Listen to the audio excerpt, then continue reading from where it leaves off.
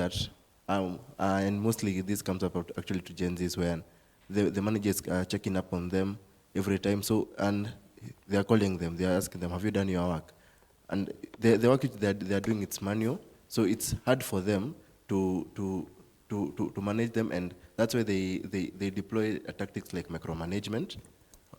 On my end, I think that when companies adapt to technology and they are able to know what their workers are doing in real time, so basically they may be working at home remotely, but they know what they are doing currently from their specified job times.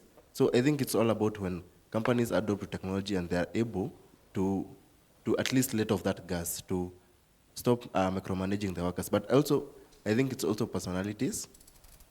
So there are different managers who have different management methods, where some may prefer micromanagement, which I think for many employers, they should actually disdain from having a management where they are actually micromanaging the employees. Right. So in blue-collar technologies, actually, we strive to at least adopt the technology part aspect, where we use, for example, for the salespeople, we deploy the CRM, where we are able to know what they're doing in the ground. You don't have to call them every time to know what they're doing. Right. Yeah.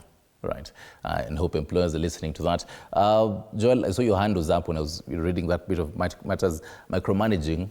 As an employee yourself, working in, and particularly even in the gig economy, because this is one of those very interesting pathways where photographer ni mnoma, umemwajiri hapo, lakini hadai ushinde umemkumbusha at the end of the day, nitumie hizi picha. You know, ama client anadai work na pesi yake. But at the end of the day, wewe unadai, kazi ifanyike. Briefly, so that nipate 30 seconds ya wrapping up ndio tumalize. Okay. How do you handle that? So having experienced it on both sides, personally, I hate being micromanaged. But now on this other side, in the example you've given, it's a tricky situation, especially when a third party like a client is involved. There's what the clients want. There's now this service provider, and they're having a difficult time coming together because of that.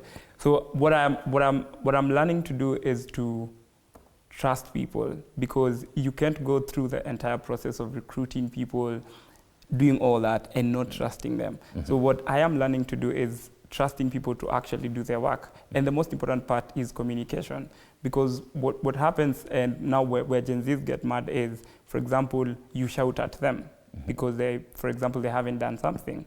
But communication comes in when you just call them and tell them, hey, tulisema unafaa ufanye hivi na hivi, what is happening? But now if I call them and I'm shouting at them, wataniambia, we bana, we kwenda huko, or something.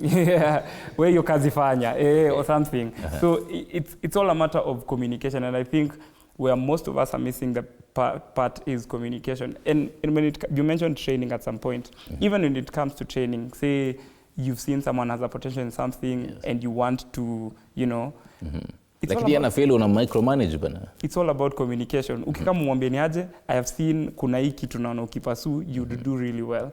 And I want to train you on this and this and this. And this is what you're going to do, and this and this. Of course, they'll tell you I'm not available on Thursday, don't call me on Tuesday, or many other things. But when you communicate, things will go seamlessly. But now the issue of micromanaging will never work. Because especially with Gen Zs, when you micromanage someone, they take a back seat and they, unataka kufanya? Wagwan,